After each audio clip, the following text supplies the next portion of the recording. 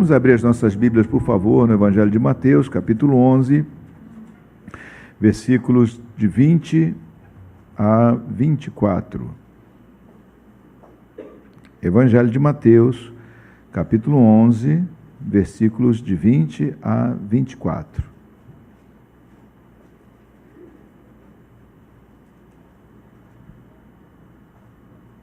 Todos prontos para a leitura? Diz assim a palavra de Deus na voz aqui do Senhor Jesus, né? Passou então Jesus a increpar as cidades nas quais ele operara numerosos milagres, pelo fato de não se terem arrependido. Ai de ti, Corazim! Ai de ti, Betsaída! Porque se em Tiro e em Sidom se tivessem operado os milagres que em vós se fizeram, há muito que elas se teriam arrependido com pano de saco e cinza. E contudo vos digo, no dia do juízo haverá menos rigor para Tiro e Sidom do que para vós outras. Tu, Cafarnaum, elevar-te-ás porventura ao céu, descerás até o inferno, porque se em Sodoma se tivessem operado os milagres que em ti se fizeram, teria ela permanecido até o dia de hoje.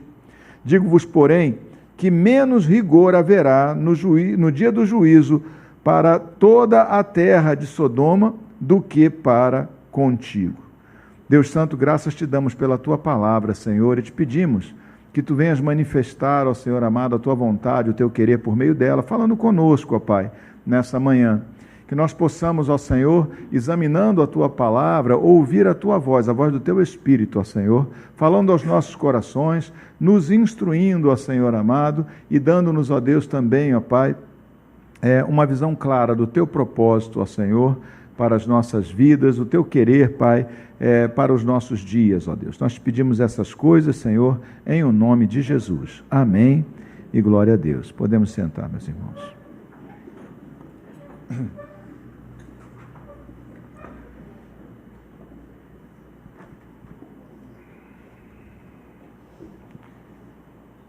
Esse nosso estudo expositivo do Evangelho de Mateus, né? Na semana passada nós falamos sobre o testemunho que que Jesus deu, né? A respeito de João Batista, não é isso? E esse texto aqui está imediatamente conectado, porque Jesus termina de dar o testemunho sobre João Batista, e aí diz então, passou então Jesus, ou seja, está conectado naquele momento, né? Esse texto está conectado com aquele, essa é a ambientação. Jesus está falando para os seus discípulos, para aquelas pessoas que estavam ouvindo a eles ele tinha dado testemunho da fidelidade de João Batista, e então agora ele começa a falar sobre as cidades para as quais ele tinha pregado. Ele vinha pregando na Galileia. Na Galileia, na região da Galileia, havia 4 cidades que eram mais proeminentes, né? Seriam justamente Corazim, Betsaída, Cafarnaum e Tiberíades, que não é citada aqui. Tiberíades, na verdade, existe até os dias de hoje, né? Mas essas outras cidades aqui, depois nós vamos falar um pouquinho sobre isso. O que aconteceu? Lembra que Jesus havia enviado os seus discípulos para pregar nas várias cidades? E ele, ali diz o texto, né, que Jesus foi pregar nas cidades dos discípulos, ou seja, mandou eles para outros lugares e ele mesmo foi pregar, né, mandou discípulos pregarem por toda a região e ele mesmo foi pregar na cidade daqueles que eram seus discípulos. E já antes mesmo, nós temos aí uma série de relatos de milagres que Jesus fez. E aqui fala, esse texto basicamente está falando sobre as consequências da rejeição da pregação do Evangelho, da rejeição à pregação do Evangelho. Porque se ele vai pregar, se o Senhor pregou, né, e se nós pregamos também, haverão, a grosso modo, 2 reações principais. Ou a pessoa se arrepende, se converte, ou a pessoa acolhe aquela palavra, ou ele rejeita essa palavra. E todas as duas têm consequências distintas. É muito importante a gente destacar isso, né? Por exemplo, eu vou roubar um exemplo que eu usaria em outra mensagem de outro dia, mas quando o apóstolo Paulo fala que nós somos embaixadores, né, do reino de Deus, nós somos embaixadores do Evangelho de Jesus Cristo, ele está falando de uma coisa que é um pouquinho diferente daquilo que a gente pensa hoje em dia como um embaixador. Hoje em dia o embaixador é o quê? É um negociador, um embaixador, um representante de um país em outro país, e ele procura basicamente manter relações pacíficas, não é?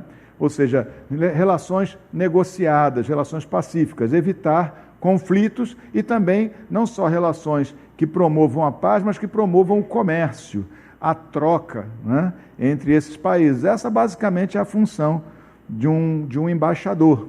Ele representa o seu país em acordos, em acordos comerciais, em acordos de paz, em coisas que têm a ver com a harmonia entre os dois países. Mas quando o apóstolo Paulo diz que nós, os chamados a pregar o Evangelho, nós os filhos de Deus, como todos, né? Todos nós somos chamados a pregar o Evangelho. Quando ele fala desse embaixador, ele não está falando do tipo de embaixador que nós temos hoje em dia. Ele está falando sob o ponto de vista do Império Romano. No Império Romano, o equivalente ao embaixador, ele era, na verdade, o homem que o general mandava para comunicar ao rei ou ao governante de uma cidade, de uma região, né, o ultimato das tropas dos romanos. Por exemplo, eles chegavam, estavam na expansão, vinha uma tropa conquistando território. Chegavam diante de uma cidade, geralmente as cidades tinham muros, a notícia corria que os romanos estavam por perto, todo mundo trancava o muro da cidade, trancava as portas da cidade, corria todo mundo que morava na zona rural para dentro da cidade, se fechavam. Então aquele general mandava um representante, ele ia com uma carta padrão, que o Império Romano geralmente mandava, e a carta dizia mais ou menos assim: ou você abre a porta e a gente entra e estabelece um domínio, vocês passam a ser vassalos do Império Romano, pagando tributo ao Império Romano, ou então nós vamos arrombar a porta e vamos saquear a tua cidade, vamos destruir tudo, vamos matar todo mundo, vamos acabar com tudo. E vocês vão ter que, os que sobrarem vão ter que servir do mesmo jeito. Então era basicamente isso. A notícia que o embaixador levava não era uma notícia de paz, não era uma notícia de acordos comerciais. O Evangelho não é uma notícia de paz, nesse sentido, uma notícia de negociação e de acordo. O Evangelho é um ultimato. Quando Jesus saiu pregando a palavra para aquelas cidades, é um convite à paz com Deus, mas no sentido de sermos nós servos de Deus. E assim, então, desfrutamos do reino de Deus, fazemos parte, né, do reino de Deus, porque aquele que rejeita o convite, na verdade, está sob juízo, né? E ao rejeitar a palavra de Deus, ele enfrenta a outra notícia, são as duas, digamos assim, vertentes que a pregação do Evangelho traz. Salvação para aqueles que se rendem à autoridade de Deus e se convertem, se arrependem, se convertem ao Senhor, e perdição eterna para aquele que não se arrepende e fica rebelde contra a palavra de Deus. Não é outra coisa. No reino de Deus não tem negócio, a gente não tem uma mensagem diferente para cada pessoa, a mensagem é a mesma, é a proposta de Deus de salvação por meio da aceitação de Jesus como seu Senhor e Salvador, do arrependimento de pecados, né, e sujeição a Jesus como seu Senhor e Salvador. Não é isso? Ou viver as consequências da morte eterna, do juízo eterno. Não tem coisa. Nós vivemos um tempo interessante em que as pessoas negociam demais. Grupos inteiros, igrejas inteiras negociam muitas vezes com o mundo e aceitam coisas que não deveriam fazer parte da igreja, entrando para dentro da igreja. E é o que o mundo quer. O mundo quer negociar com a igreja. Olha, vocês cedem aqui, nós cedemos ali. Não é? Quando tentaram colocar aquele projeto de lei, o PL 122, que ele foi aprovado por 6 votos, né, apenas, de 500 e poucos deputados, né, aprovaram com 6 votos apenas, na calada da noite, numa sexta-feira, quando não tem deputado em Brasília, é uma armação, né? depois houve toda uma discussão sobre isso, né? E as propostas que vieram eram basicamente isso: olha, vocês cedem e nós toleramos, mas não tem o que ceder. A mensagem é uma só: Jesus Cristo é o Senhor, Ele é o Salvador dos homens. Aquele que entrar, aquele que se render a Ele e fizer parte do seu reino, aceitar o seu governo sobre a sua vida, aceitar a sua direção, o seu reinado sobre a sua vida, isso implica obviamente na ética do reino de Deus, não na ética do reino desse mundo, então esse será salvo. Aquele que não crer, aquele que não receber, esse perecerá.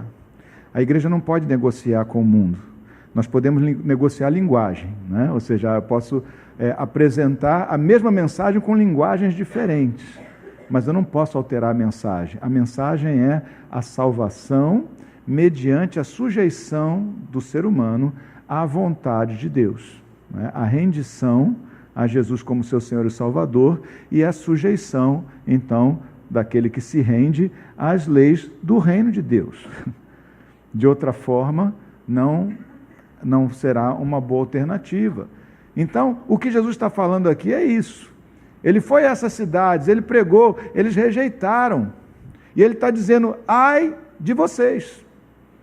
Porque se em Sidom e Tiro, que eram cidades de um povo que foi um inimigo histórico de Israel, de povos que eram maus contra os israelitas, povos idólatras. Ele disse: olha, se em Sidom e em Tiro se tivessem operado os milagres que vocês viram, eles teriam se arrependido. Mas porque vocês viram milagres, sinais e prodígios e não se arrependeram, então haverá mais rigor no dia de juízo contra vocês do que contra Sodoma. Que reino era esse, Sodoma? Sodoma era aquela cidade que foi destruída na antiguidade, não é? Por causa da maldade do seu povo, da sua perversão sexual, da sua violência, de toda a sua maldade. E ele está dizendo: olha, haverá mais rigor contra vocês porque viram do que contra Sodoma. Não é isso? Então, nessa cidade, Jesus operou sinais e prodígios.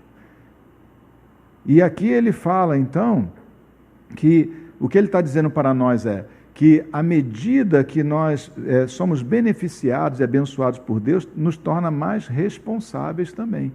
A responsabilidade daqueles, né, que receberam a palavra em condições, né, favoráveis, né, em condições de bênção, que viram de alguma forma o benefício do reino de Deus, eles são muito mais responsáveis do que aqueles que não viram. Agora pensa na nossa situação aqui, por exemplo, de Brasil, né? Nós temos liberdade ainda para pregar o evangelho, não temos? Você liga a televisão, tem gente pregando o evangelho. Nem sempre é o evangelho, às vezes é outra coisa, mas, né, vamos dizer assim, para quem olha de fora, parece ser, né?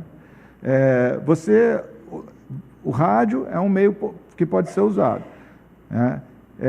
Ainda se pode pregar pessoalmente, na rua, ainda se pode editar livros, as igrejas não sofrem regulação para pregar o evangelho, pode pregar intramuros sem sequer nenhuma autorização, só precisa legalizar o local, não é isso? É mais por causa do aparelho de som do que qualquer outra coisa. Existe perseguição, mas, meus irmãos, nem se parece, nem de longe, com o que acontece hoje em dia, por exemplo, no Egito, com os cristãos coptas, nem se parece com aquilo que aconteceu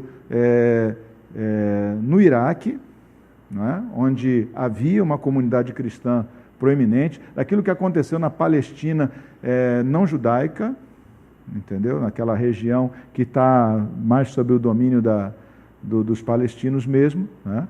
Então, e fora muitos outros lugares onde...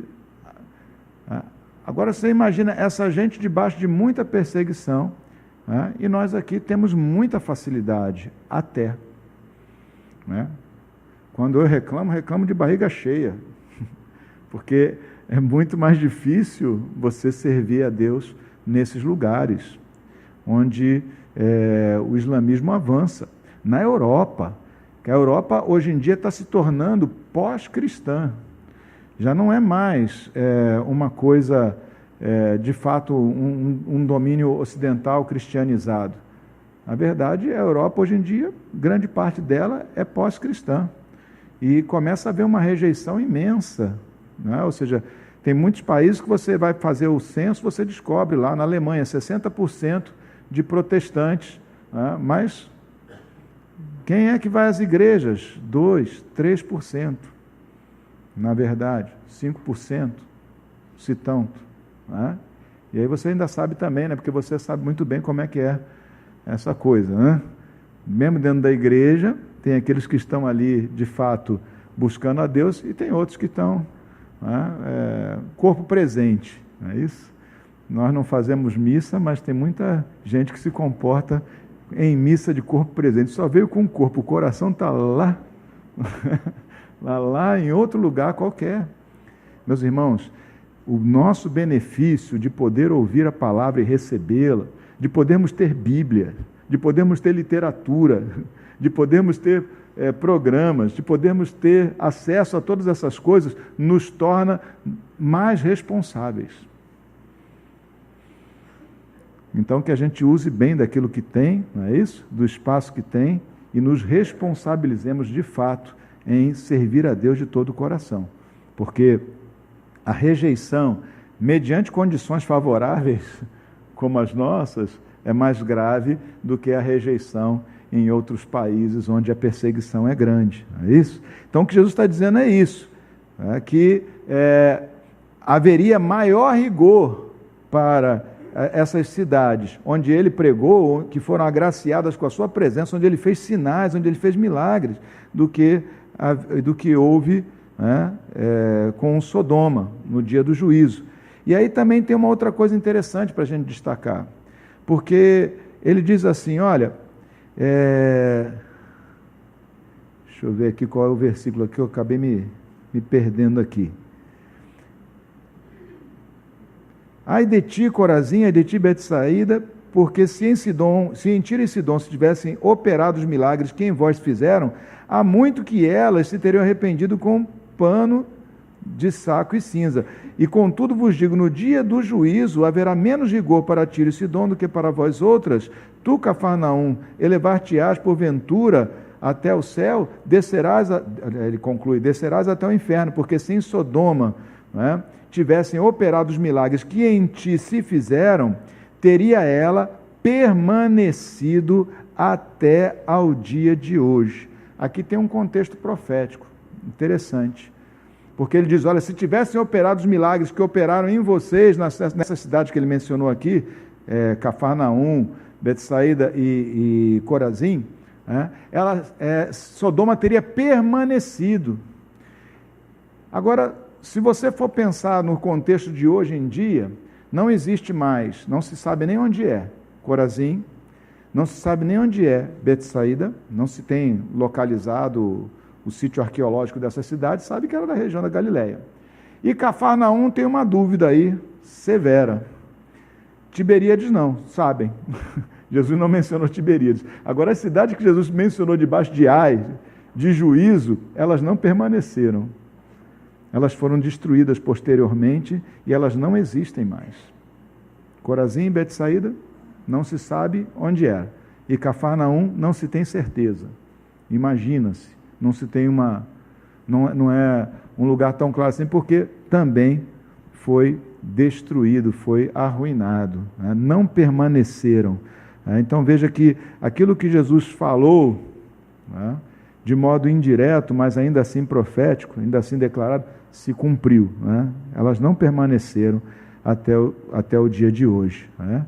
Então haverá menos rigor no dia do juízo. Agora, uma coisa interessante também a se pensar, mesmo dentre os salvos, daqueles que creem em Jesus como seu Senhor e Salvador, e no dia do juízo final serão aprovados pelo Senhor e gozarão da vida eterna, existe diferença de galardão, de recompensa, né?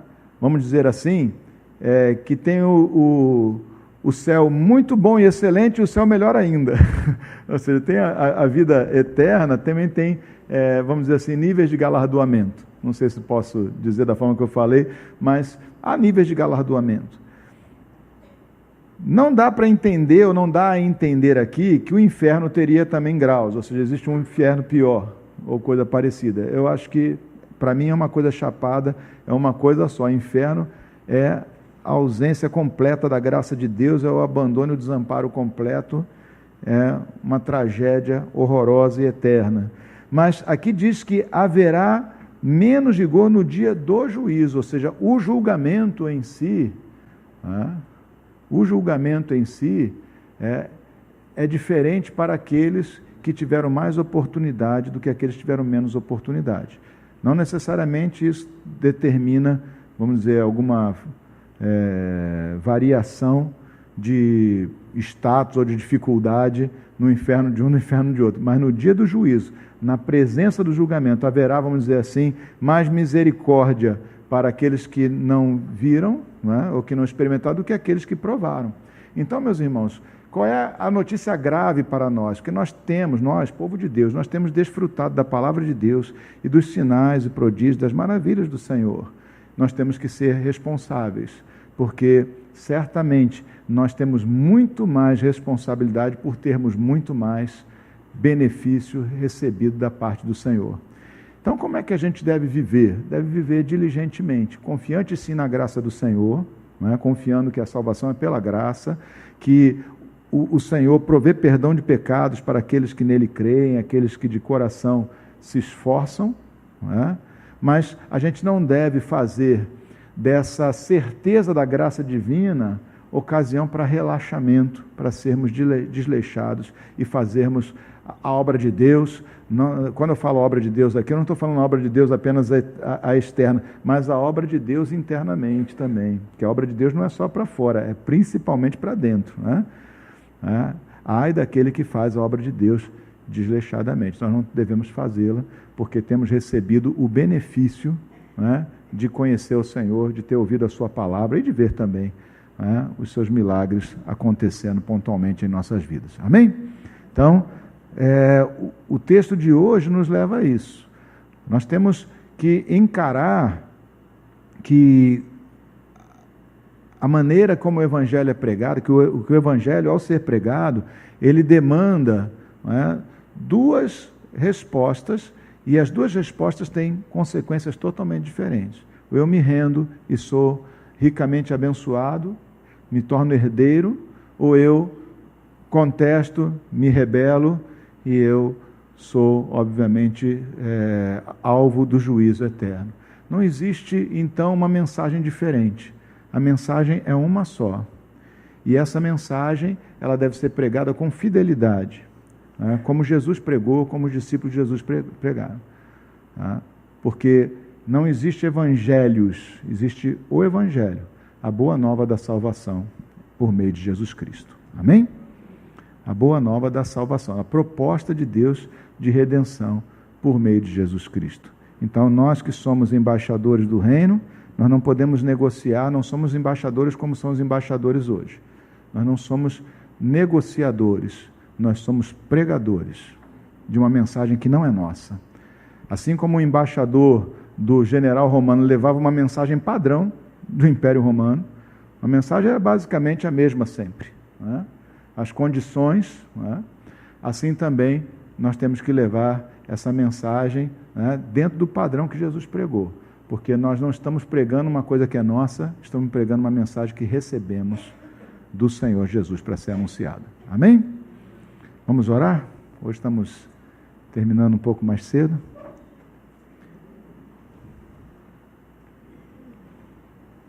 Feche seus olhos no seu lugar.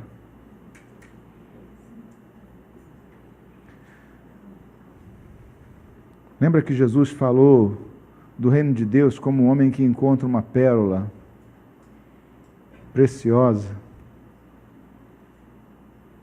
e ele guarda e vai, e esconde e omite aquilo e vai e compra o campo. Ele recebe, guarda aquilo com todo cuidado, até que ela fosse de fato sua, para que não lhe fosse tirada ou roubada. Assim também nós devemos guardar a palavra que temos recebido do Senhor como preciosa, e nos apropriarmos dela, fazermos ela ser de fato nossa, para a nossa vida, para nosso enriquecimento espiritual. E não só devemos recebê-la como preciosa, mas também devemos anunciá-la integralmente. Porque assim como meia pérola não vale quase nada, também a mensagem que não é integral, que não é completa, que não expressa a mensagem que nos foi entregue por Jesus, também é menor em valor e, portanto, imperfeita e contrária à vontade daquele que nos deu essa mensagem para anunciar, porque Ele nos tem dado por inteiro, nós não podemos fracioná-la e apresentar apenas uma parte. A mensagem do Evangelho da Salvação, a mensagem do Reino de Deus, é rendição incondicional ao Senhor, ou juízo.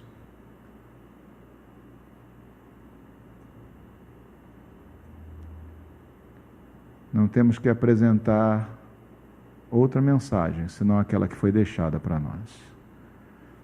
Senhor amado, perdoa-nos, ó Pai, porque vivendo nós, ó Senhor, no tempo do politicamente correto, onde o tempo todo somos pressionados a não pregar ou a não falar coisas que eventualmente poderiam ferir sentimentos, ó Deus, ainda que não seja essa a intenção e não deva ser essa também o alvo, ó Pai. Ajuda-nos, ó Senhor, mesmo em tempos como esse, onde o politicamente correto se tornou um império de toda uma civilização, que nós sejamos fiéis, ó Senhor, pregando a palavra da verdade,